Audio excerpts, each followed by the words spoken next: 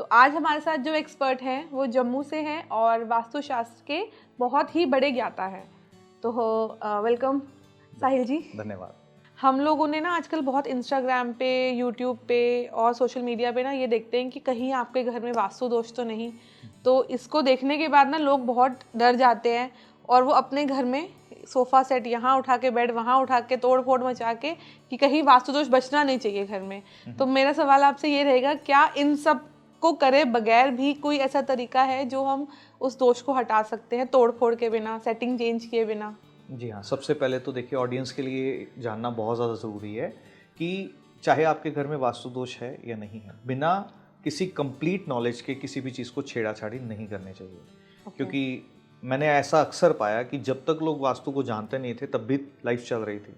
जैसे ही वास्तु दोष के बारे में सुना, लाइफ के अंदर ज़्यादा परेशानियाँ क्रिएट कर ली। क्यों? क्योंकि इनकम्प्लीट नॉलेज के साथ चीज़ों के साथ छेड़ाछाड़ी जो है वो करनी शुरू कर दी। तो हमेशा ये चीज़ अवॉइड करनी चाहिए कि अगर आपको लगता भी है कि आपके घर के अंदर एनर्जीज ठीक नहीं है तो एक अच्छे कंसल्टेंट की सलाह से कराइए। खुद से कोई भी चीज़ को छेड़ाछाड़ी करने की प्रयास जो है वो मत कीजिए। क्या कोई ऐसा साइन मिलता है आपको लाइफ में कि हाँ यहाँ वास्तु का प्रॉब्लम चल रहा है? देखिए, ऐसा है कि आपको घर के अंदर आने के बाद अच्छा महसूस ना होना, ये एक कॉमन सी चीज़ जो है वो आपको देखने की मिलेगी। घर के अंदर अगर कई बार नेगेटिव एनर्जीज होती हैं तो आपको घर के किसी एक पर्टिकुलर पार्ट में से अलग सी स्मेल आना, ये कई बार ऐसा देखने को मिलता है। घर में एक ही जगह बार बार नुकसान होता चला जाना, ये मान लीजिए आपका घर में कोई इलेक्ट्रॉनिक्स है बार बार खराब होना शुरू हो जाए, या घर के एक स्पॉट पे बार बार टर्माइट का आना या क्रैक्स आ जाना, ये वास्तु दोष को कहीं ना कहीं बताते हैं। बट बेसिक वास्तु दोष से कोई भी डरने की जरूरत नहीं है, क्योंकि वास्तु इज द साइंस जहाँ पर हम प्रॉब्लम को पकड़ करके सोल्यूशन की ओर जाते हैं। लोग क्या करते हैं, लोग पूरे घर को परफेक्ट करने की कोशिश करते हैं, जो कि पॉसिबल नहीं है। क्योंकि एक घर के अंदर सबसे बड़ा वास्तु दोष जो है वो कौन सा माना जाता है? Toilet seat. क्योंकि जब वास्तु का कंसेप्ट बना था उस वक्त टॉयलेट सीट होते ही नहीं थे, तो इसलिए टॉयलेट सीट जो है वो रिकमेंडेड नहीं थी। तो आज हर घर के अंदर जो है घर का एक अनिवार्य हिस्सा है, तो वास्तु दोष तो हर घर के अंदर जो है वो देखा जाता है। अब आपका क्वेश्चन ये है कि क्या हम कुछ ऐसी चीज़ों का ध्यान रख सकते हैं जो कि क्या वास्तु दोष जो है हर एक को इम्पैक्ट डाल रहा है कि नहीं डाल रहा। देखिए, वास्तु दोष को मैच करने के लिए ना हमें ये चेक करना होता है कि क्या बेसिक जो पैरामीटर्स हैं वास्तु के, क्या वो सही हैं। वो कुछ पैरामीटर्स हैं जहाँ पे हम प्रवेश द्वारों का ध्यान रखते हैं, किचन की प्लेसमेंट्स कहाँ हैं। और दूसरा, आपने ये पूछा कि क्या बिना तोड़ फोड़ के किया जा सकता है। यस, आज का जो कंसेप्ट है ये इसी पे बेस्ड है कि आपके घर में कोई भी इम्बैलेंस क्यों ना हो। और इम्बैलेंस होने से क्या क्या मेजर प्रॉब्लम आती है, लाइक फाइनेंशियल प्रॉब्लम सबसे पहले जो है वो देखने को मिलती है। क्योंकि वास्तु की साइंस का पर्पस ये एक व्यक्ति के माइंडसेट को क्लियर करना, जिसके कारण से उसको फाइनेंशियल फ्रीडम मिल पाए। दूसरा, हेल्थ के ऊपर मेजर इम्पैक्ट जो है वो देखने को मिलते हैं कई बार। एंड तीसरा, रिलेशनशिप के ऊपर। अगर ये चीज़ें हैं तो एक घर के अंदर बिना किसी तोड़ फोड़ के हम उसमें यूज़ करते हैं पंच तत्वास की थेरेपी, यानी कि पंच महाभूत जिसको हम 5 एलिमेंट्स कहते हैं, जिसमें हम कुछ कलर्स का इस्तेमाल करते हैं, कुछ शेप्स का इस्तेमाल करते हैं, कुछ मेटल्स का इस्तेमाल करते हैं। बट ट्रेडिशनल वास्तु का कंसेप्ट कहता था कि अगर किचन यहीं पे चाहिए तो यहीं पे चाहिए, अगर दूसरी जगह है तो उसको तोड़िए और तोड़ करके यहाँ बनाएंगे। और आज वो चीज़ संभव नहीं है, क्योंकि जैसे अभी हमने बात करी, फ्लैट सिस्टम है और बहुत मुश्किल से किसी का घर भी आज बन पाता है। कोई लोन लेकर कर रहा है, कोई कैसे कर रहा है। तो जो स्पेस के अंदर आप हैं, उस स्पेस के अंदर बिना तोड़ फोड़ के विद द हेल्प ऑफ पंच महाभूतास एक घर को करेक्ट किया जाता है। इसमें कलर्स का रोल रहता है? Colour therapy, yes, colour therapy is one of the therapy जहाँ पर कलर्स का एक मेजर इम्पैक्ट जो है वो रहता है। तो मेरा नेक्स्ट क्वेश्चन कलर्स पे ही आता है कि हमें बेडरूम, किचन के, बेडरूम के, हॉल के, रूम, बेडरूम्स, ड्राइंग रूम्स के कलर्स कौन कौन से रखने चाहिए, ताकि हमारा जो ऑरा है वो भी स्ट्रांग रहे, हमारा अंदर का जो अच्छी फीलिंग भी हमें रहे उसके, और कुछ नेगेटिव इम्पैक्ट भी ना करे हमारी लाइफ पर? देखिए, 2-3 चीज़ें हैं वास्तु में। जैसे प्रोमिनेंट हर एक तत्व की एक दिशा जो है वो देखी जाती है, और ये चाइनीज़ मेटाफिजिक्स से लिया गया कंसेप्ट है, जहाँ पे हम नदर्न डायरेक्शंस को जल की बोलते हैं, ईस्टर्न डायरेक्शंस को वायु की बोलते हैं, सदर्न डायरेक्शंस को अग्नि की बोलते हैं, वेस्टर्न डायरेक्शंस को स्पेस की बोलते हैं, और साउथ वेस्ट और साउथ वेस्ट एक दिशा आती है जिसको हम पृथ्वी तत्व बोलते हैं। वास्तविकता में 4 तत्व हैं और धरा के ऊपर यानी कि पृथ्वी पे वास्तु हो रहा है।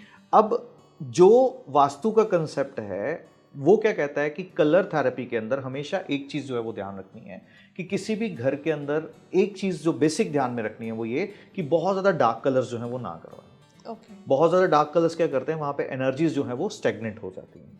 जहाँ पर आपने अगर ये चीज़ देखी होगी कि जिस घर के अंदर ज़्यादा लाइट कलर्स होते हैं ना, उस घर के अंदर एनर्जीज जो है ना बड़ी इजीली मूव करती हैं। और जहाँ तक रही आपने बोला कि बेडरूम में कौन कौन सा किसके कौन सा कलर हो, ये डिपेंड करता है कि हम एक बच्चे के लिए वास्तु कर रहे हैं, एक कपल के लिए कर रहे हैं, या एक बुजुर्ग के लिए कर रहे हैं। क्योंकि कलर थेरेपी में ये बड़ा डिपेंड करता है, क्योंकि लाल रंग जैसे मैंने बताया उत्तेजना देने वाला है।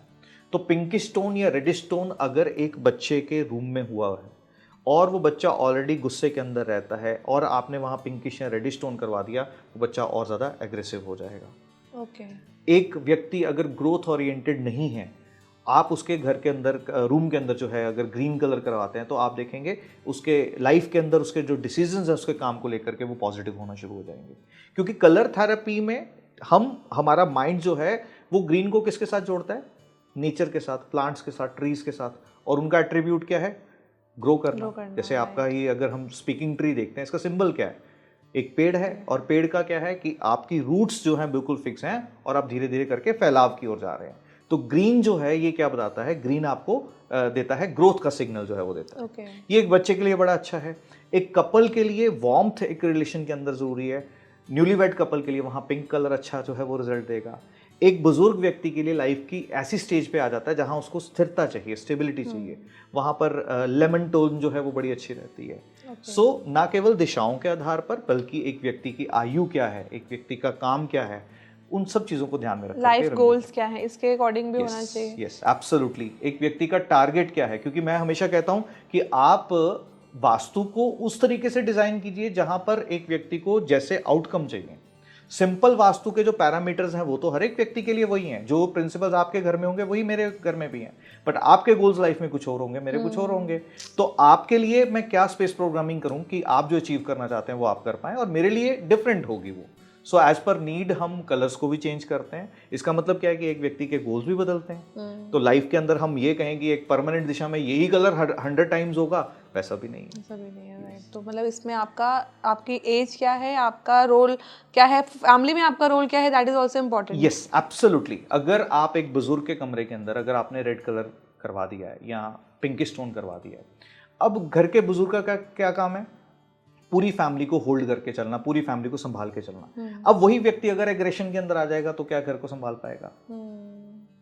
उसके रूम के अंदर हमें जो है वो पृथ्वी तत्व का रंग यानी कि लेमन टोन जो है वो ऐड करनी होगी, ताकि वो अपने घर को पूरा अच्छे से संभाल पाए। सो बहुत इंपॉर्टेंट है यार, एक व्यक्ति का रोल क्या है, उसके गोल्स, एम्बिशंस क्या हैं, उनकी एज क्या है, क्या काम है। यहाँ तक कि व्यापार स्थानों पे वास्तु के नियम बिल्कुल डिफरेंट हो जाते हैं। लोग अक्सर व्यापार स्थान के वास्तु को भी जनरल वास्तु के कंसेप्ट के साथ मिलाना शुरू कर देते हैं, जो कि संभव नहीं है। ओके। तो लोगों का ना ये बहुत इंटरेस्ट रहेगा इस क्वेश्चन में जो मैं पूछने वाली हूँ कि जो हमारा मनी फ्लो कहाँ से आता है, कौन सी डायरेक्शन से आता है, उस डायरेक्शन को स्ट्रॉन्ग करने के लिए हमें क्या करना चाहिए?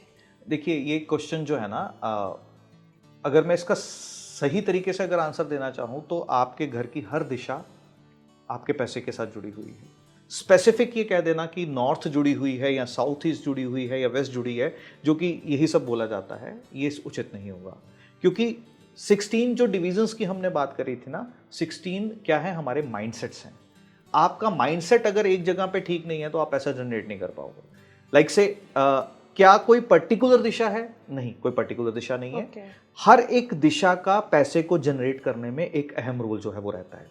जैसे कि नॉर्थ वेस्ट एक डिवीजन आती है, ये क्या करती है, सबसे पहले अपॉर्चुनिटीज को आपकी ओर अट्रैक्ट करती है। नॉर्थ की जो डिवीजन है वहां क्या करते हैं, वहां से आपके पास अपॉर्चुनिटीज आती है। नॉर्थ ईस्ट क्या करता है, संपर्क साधता है। जैसे कि अभी इस पॉडकास्ट को प्लान करने के लिए कुछ स्टेप्स रहे कि आपकी टीम ने, हमारी टीम ने का आपस में संपर्क बना, फिर आज यहाँ तक पहुंचने में भी एक कम्युनिकेशन था, और आज अभी शूट हो रहा है। तो इसमें पूरे स्टेप में अगर कहीं पे भी लैप्स होगा तो क्या हो गया, इवेंट जो होगा नहीं हो पाएगा। सो पैसा भी ऐसा ही है।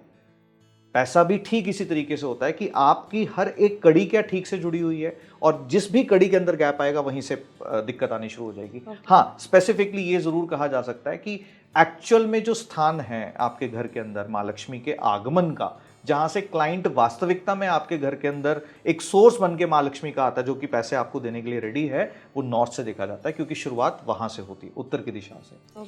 और टेक्निकली अगर देखो तो अर्थ के जो मैग्नेटिक पुल्स बनते हैं, अगर हम बात करते हैं, नॉर्थ साउथ एक्सिस बनते हैं, तो यहाँ पर एनर्जीज का फ्लो जो है वो अच्छा रहता है। आप कितनी भी ऑस्पिशियस बिल्डिंग्स देखोगे, आप अगर इजिप्ट के पिरामिड की अगर हम बात कर लेते हैं, वो अलाइंड हैं। तिरुपति बालाजी का मंदिर अगर आप देख लोगे बिल्कुल अलाइंड है।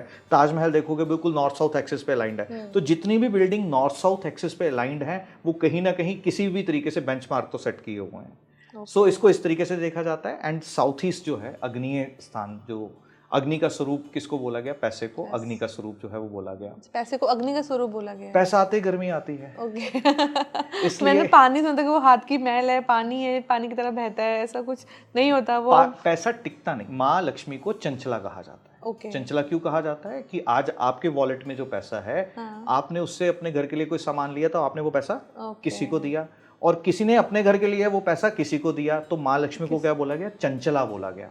लोग अक्सर क्वेश्चन ये करते हैं कि पैसे को हम जोड़े कैसे? पैसे कभी भी जोड़ने से जुड़ते नहीं है। पैसे हमेशा इन्वेस्ट करने से जुड़ते हैं, क्योंकि माँ लक्ष्मी तो टिकेंगे नहीं।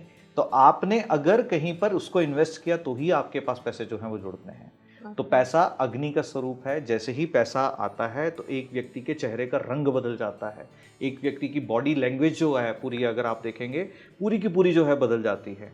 तो सब चीज़ों के अंदर परिवर्तन आता है जब पैसा जुड़ता है। और ये हमें मतलब सदियों से चलता आ रहा है। जब पैसे का स्वरूप ही डिफरेंट था तभी भी एक चीज़ इम्पोर्टेंस थी उसकी, आज पूरा चेंज है उसका, फिर भी लोग कह ले पैसा इंपॉर्टेंट नहीं है, ये चीज़ नहीं है important, but still it is very important for your life. कहता हुआ दिखता है कि नहीं, मतलब कोई आते हैं, कई सुने हैं वीडियोस मैंने। देखिए, ये ज्ञान देने के लिए बहुत अच्छा है कि पैसा इंपॉर्टेंट नहीं है। अगर आपके पास पैसा नहीं है तो आप अपनी लाइफ को अच्छे से चला नहीं पाओगे। और ईश्वर ने, परमपिता परमात्मा ने अगर आपको एक परिवार दिया है तो सबसे पहला आपका धर्म क्या है? अपने परिवार को बेस्ट से बेस्ट फैसिलिटीज दीजिए, और उसके लिए माँ लक्ष्मी का आशीर्वाद चाहिए। जिस व्यक्ति की ये कहना है कि पैसा जो है इंपॉर्टेंट नहीं है, उसको फिर हिमालय जो है वो चले जाना चाहिए। या तुम खुद की पॉकेट्स पूरी भरी पड़ी होती तो ही बोल पाते हैं। पॉकेट्स भरी हुई नहीं है, वो कमा नहीं पा रहे इसलिए बोल। ओके। जो कमा नहीं पाता ना, वो कहते हैं अंगूर खट्टे, कि पैसा जो है नहीं इतना इंपॉर्टेंट नहीं है, पैसे का क्या करना है। ये उनकी कहावतें हैं। आपने कभी सुना है कि मार्क जुकरबर्ग ऐसा बोल रहे हैं, या मुकेश अंबानी जी ऐसा बोल रहे हैं, या इलियॉन मस्क ऐसा बोल रहे हैं? उनको बोलते कभी सुना है? ये वही बोलेगा जो उसको कमा नहीं पा रहा। तो थैंक यू सो मच साहिल जी हमसे जुड़ने के लिए। बहुत दिल से धन्यवाद सबका।